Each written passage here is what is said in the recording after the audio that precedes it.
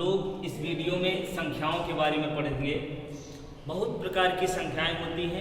आज हम लोग सभी प्रकार की संख्याओं के बारे में डिस्कस करेंगे।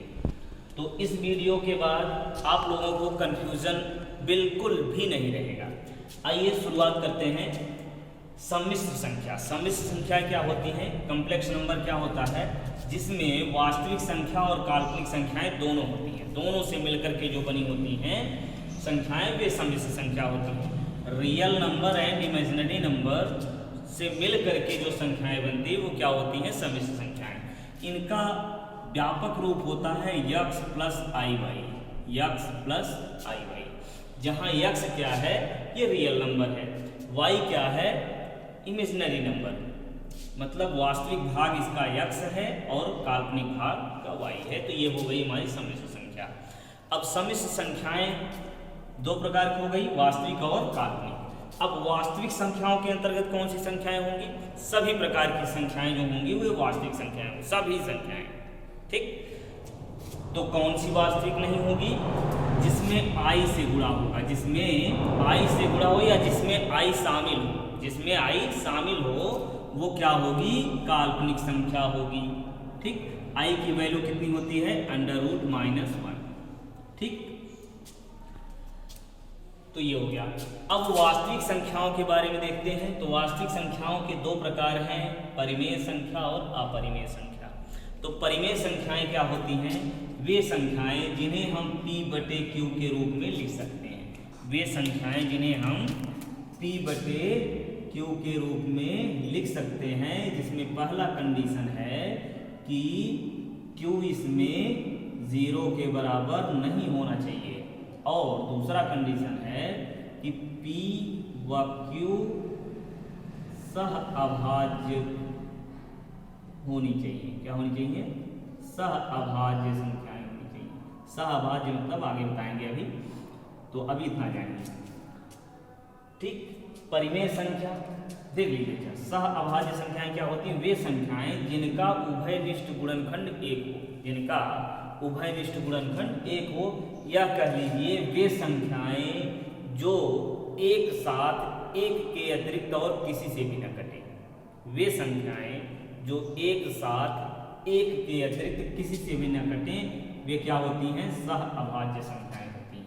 ठीक, चलिए, तो परिमेय संख्या ये हो गई। अब परिमेय संख्याओं के अंतर्गत कौन सी संख्याएं आएंगी? सभी पूर्णांक जो होंगे वो परिमेय संख्याएं होंगी। सभी पूर्णांक, साथ ही साथ भिन्न वाली संख्याएं भी क्या होंगी? परिमेय संख्या होगी। ठीक, आइए देखते हैं, जैसे लिख लेते हैं थोड़ा सा तो और अच्छे समझ में आ जाएगा। पूर्णांक में क्या होती है? धनात्मक, ऋणात्मक, शून्य संख्याएं होती हैं। तो शून्य होता है, और इधर जो होती हैं वे संख्याएं क्या होती हैं? धनात्मक संख्या होती है। शून्य के एक तरफ धनात्मक लिख लेते हैं, चाहे जहाँ तक इधर गिनती तक, और इधर -1, -2। अब इसके अलावा भिन्न वाली संख्याएं भी होती हैं, जैसे 5/3 लिख लेते हैं, या 3/2, कुछ भी लिख लो। ये धन में भी हो सकता है या ऋण में भी हो सकता है, ऐसा कर लीजिए।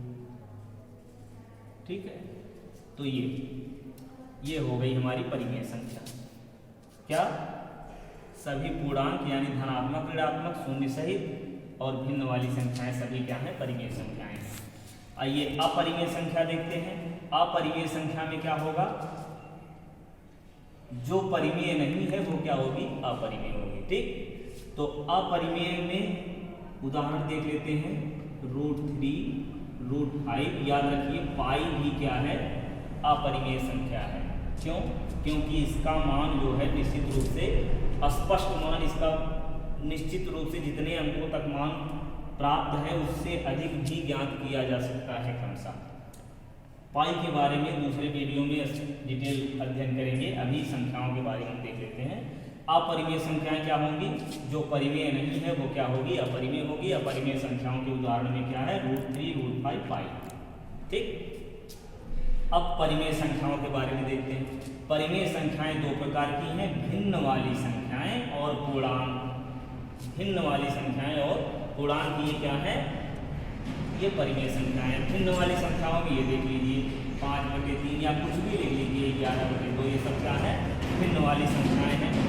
और पूर्णांक में क्या होता है, सभी धनात्मक ऋणात्मक शून्य सहित संख्याएं क्या होती हैं, पूर्णांक होती हैं। धनात्मक ऋणात्मक शून्य सहित, धनात्मक संख्याएं सभी धनात्मक संख्याएं, सभी ऋणात्मक संख्याएं और शून्य, ये सभी क्या होती हैं, पूर्णांक होती हैं। ठीक, लिख लीजिए -3, इधर आगे बढ़ता रहेगा -2 -1 0 1 2 3, ये सभी क्या हैं, पूर्णांक होती हैं। अब पूर्णांक दो प्रकार का है, प्राकृतिक संख्या और पूर्ण संख्या। प्राकृतिक संख्याएं कौन सी होती हैं, वे संख्याएं जिनका उपयोग गणना करने में किया जाता है, वे सभी क्या होती हैं, प्राकृतिक संख्याएं जिनका उपयोग गणना करने में किया जाता है। अब शून्य तो गिना नहीं जाएगा, गिनती करने में शून्य की सहायता ली जाती है। तो प्राकृतिक संख्याएं कहाँ से शुरू होंगी, 1 2 3 4 ऐसे ले जाएंगे। तो ये सभी क्या है, प्राकृतिक संख्याएं हैं, आगे गिनती बढ़ती रहेगी। ठीक, ये प्राकृतिक संख्या हो गई। पूर्ण संख्या क्या होती है, इसी प्राकृतिक संख्या में शून्य शामिल कर देंगे तो वो क्या हो जाएगी, पूर्ण संख्या। 0 1 2 3 4 ऐसे डाल कर लीजिए, तो ये हो गई। अब देखते हैं हम प्राकृतिक संख्या। अच्छा, एक बार फिर से देख लीजिए, उल्टे क्रम में देखेंगे तो और आसान हो जाएगा। ये कैसे आसान हो जाएगा, प्राकृतिक संख्याओं में क्या होता है, जिनको हम गणना कर सकते हैं वो प्राकृतिक संख्या। शून्य भी शामिल कर लिए, बन गया पूर्ण संख्या। इन दोनों को मिला देंगे तो बन जाएगा पूर्णांक। इन दोनों को मिला देंगे और साथ में ऋणात्मक संख्या भी शामिल कर देंगे तो क्या हो गया, पूर्णांक। फिर से देखिए, जिनको गणना करेंगे प्राकृतिक संख्या, शून्य शामिल कर लिए, पूर्ण संख्या। इन दोनों के साथ ऋणात्मक संख्या शामिल कर लिए, पूर्णांक हो गया। ठीक, और इसके अलावा ये भिन्नात्मक संख्या जो बटे के रूप में होता है, ये भिन्न हो गया। अब इन सभी को अगर हम शामिल कर लेते हैं तो बन गई हमारी परिमेय संख्या। सभी को शामिल कर लिए, सभी को मतलब धनात्मक संख्या, ऋणात्मक संख्या, शून्य और भिन्न वाली संख्या। ठीक, परिमेय संख्या हो गई। जो परिमेय संख्या नहीं है वो अपरिमेय हो गई।